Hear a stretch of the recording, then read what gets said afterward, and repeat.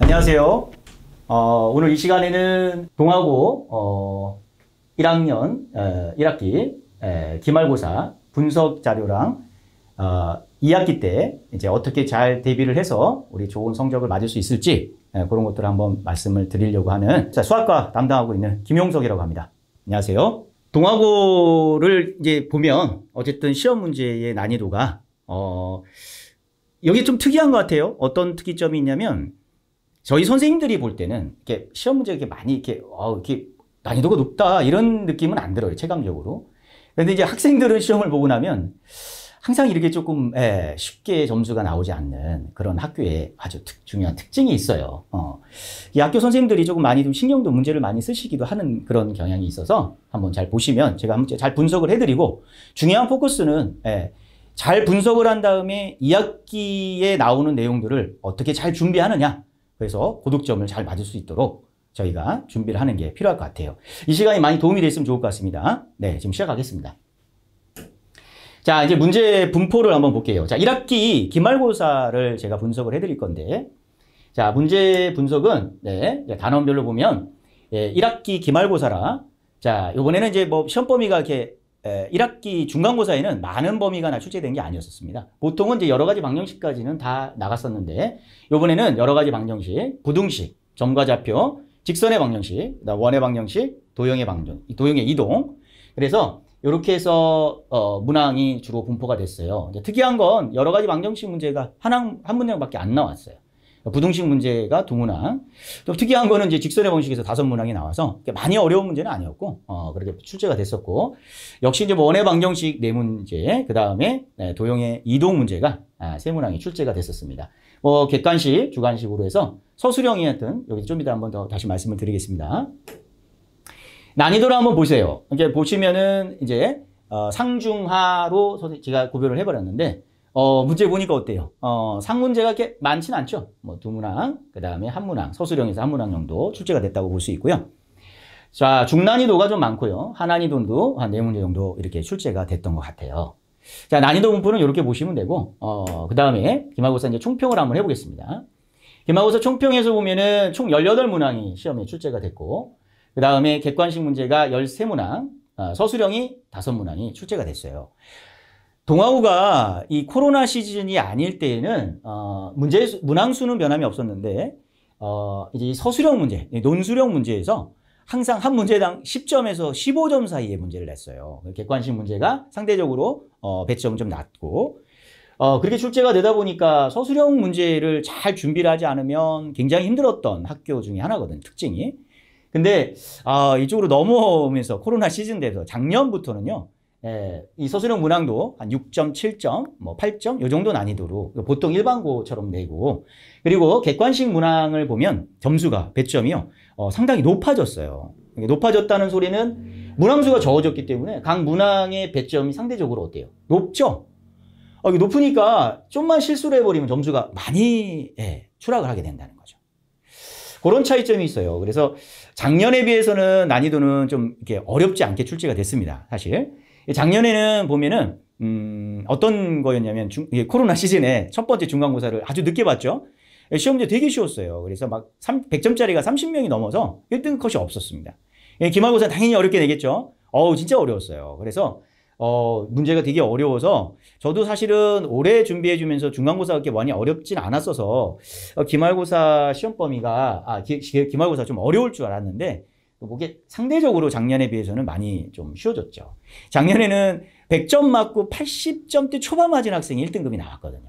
그런 차이점이 좀 있어요. 그래서 올해는 아무튼 이런 식으로 나왔다라는 걸 좀 보시면 될 것 같고. 자, 이제 문제 리뷰를 한번 해보겠습니다. 1번부터 6번까지는 비교적 쉬운 문제. 하지만 배점은 높았다.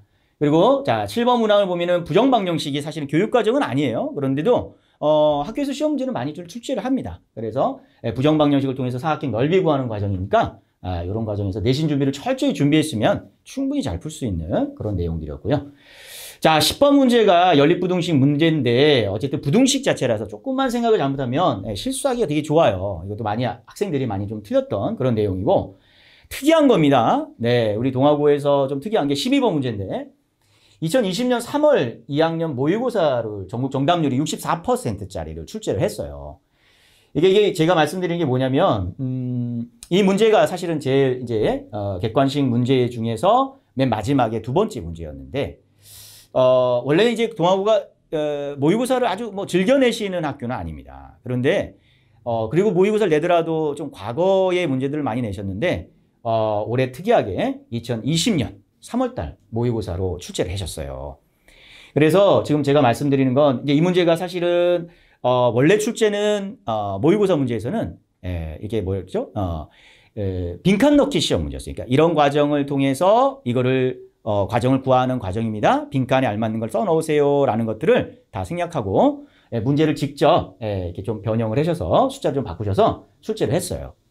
근데 이제 이 문제는 제가 수업 시간에 굉장히 많이 강조를 했던 그런 내용이긴 해요. 이 문제가 똑같은 문제는 아니더라도 항상 점과 직선 사이의 거리를 알아내라. 그래야 우리가 기울기를 쉽게 풀 수 있다라는 그런 문제거든요. 그래서 그런 문제가 좀 특이하게 나왔다는 거. 13번이 아주 독특합니다. 네, 이 문제도 마찬가지로 모든 실수 X에 대해서 나오면 학생들이 항상 1학기 때 중간고사에 준비했던 것처럼 항등식 문제거든요. 이 문제를 항등식으로 접선하고 관계를 만들어져서 항상 좀 당황했을 것 같아요. 이게 많이 다뤄졌던 문제가 아니고 문제를 한번 선생님들이 좀 만들어내신 문제라서 이제 항등식을 활용한다는 것, 사용을 한다는 것만 알고 있으면은 쉽게 접근할 수 있었던 문항이지만 이걸 떠올리지 못했다 그러면 이걸 진짜로 이렇게 풀어서 이걸 계산을 했었어야 돼? 이런 느낌을 받았었던 것 같아요. 그래서 과감하게 이게 항등식 문제구나. 그러니까 전개해서 자, 항등식의 내용을 이용해서 문제를 풀면은 조금 더 간단하게 풀 수 있었을 텐데 아무튼 그런 점들이 조금 좀 어려웠던 것 같아요. 동아고 시험 문제에서 객관식 맨 마지막 문제랑 그 전 문제가 상당히 좀 까다로웠다라고 보시면 될 것 같아요. 서술형 문제에서 1번부터 3번까지는 비교적 많이 출제되는 문제예요. 계산 실수만 하지 않으면 잘 풀 수 있는 문제로 정리가 됐던 거고, 이제 서술형 4번이죠. 이제 그 미래행 교과서의 교사용 지도서에 보면 이 문제가 나와 있어요. 이건 많이 좀 풀렸던 문제들 중에 하나인데, 이제 고등학교 1학년 모의고사 문제로 2014년에 출제됐던 문제 11월에 정답률이 37%짜리였던 문제예요.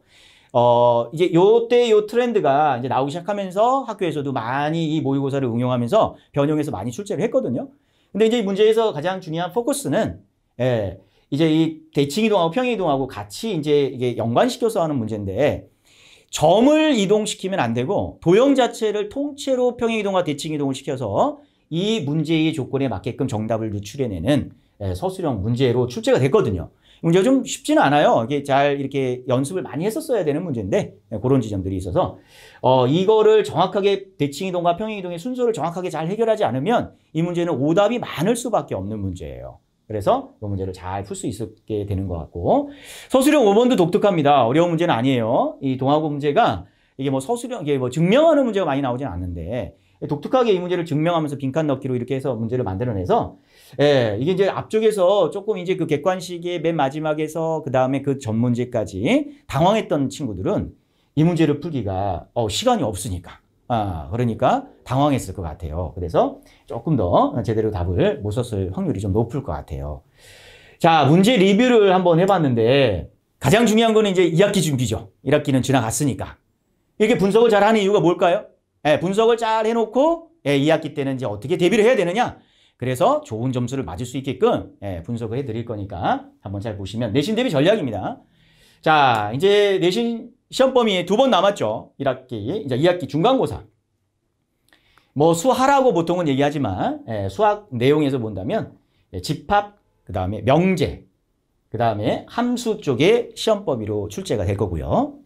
2학기 기말고사는 유리함수, 무리함수, 자, 경우의 수, 순열, 조합 이런 파트로 이제 나누어서 예상 범위긴 하지만 거의 다 이 정도의 범위에서 끊어질 것 같아요. 자, 중간고사입니다. 네, 이제 집합이죠.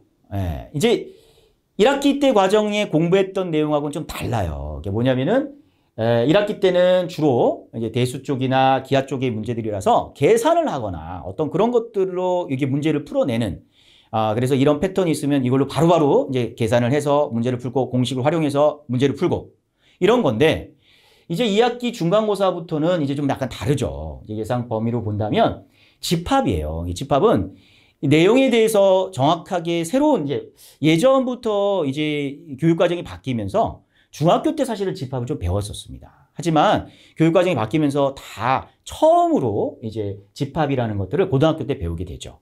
그러니까 내용 자체에서 본다면 이제 새로운 기호들도 나오고, 그리고 이 집합이라는 개념 자체가 지금까지 배웠던 모든 수학의 내용들을 다 포괄해서 시험 문제를 낼 수가 있어요.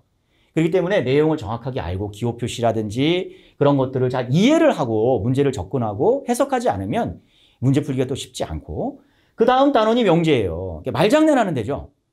말장난하는 데. 그래서 이 명제 쪽에서도 역시 마찬가지로 중요한 어떤 포커스라든지 그 다음에 뭐 충분 조건, 필요 조건, 필요 충분 조건부터 시작해서 이 명제가 참이냐 거짓이냐 이런 걸 논리적으로 잘 판단을 해서 하지 않으면, 그러니까 이해를 많이 하고 문제를 많이 풀면서 자기 걸로 습득해놓고 풀지 않는 이상 쉽게 이 문제를 맞출 수 있는 건 아니에요. 이해를 해줘야 되는 거기 때문에. 그래서 이해 단원이다, 이해 단원. 그리고 이제 마지막으로는 이제 학생들이 정말 좋아하는 어려워하는 함수죠, 함수. 함수 단독적으로 출제한다 그러면 상당히 까다롭습니다.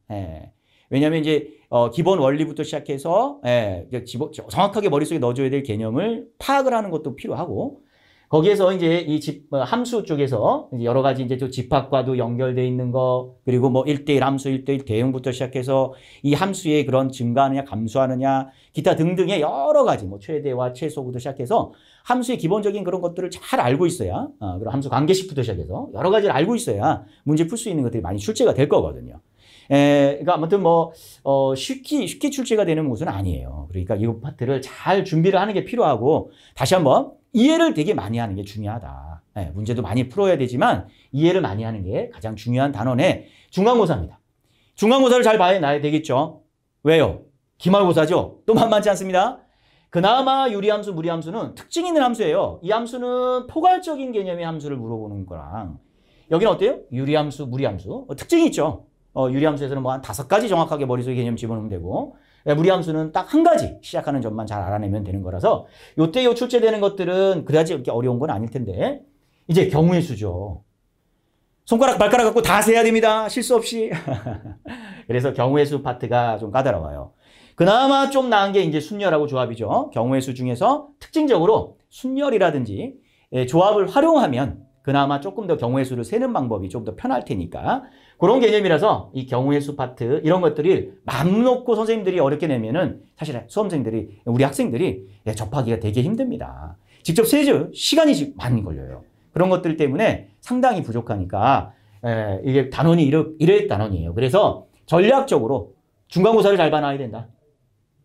1학기 때도 말씀을 드린 거지만 중간고사를 잘 봐야 된다. 그리고 기말고사에 많이 선생님들이 어렵게 내더라도 이거를 좀 더 준비를 잘 충분히 해서 잘 볼 수 있게끔 만들어줘야 되는 게 가장 중요한 그런 단원인 것 같아요. 예상시험 범위는 아무튼 이런 식으로 좀 설명해 드리면 될 것 같고, 자, 그 다음에는 이제 우리 전략이죠, 전략. 이제 내신 대비 2학기 때 어떻게 하면 시험을 잘 볼 수 있을까?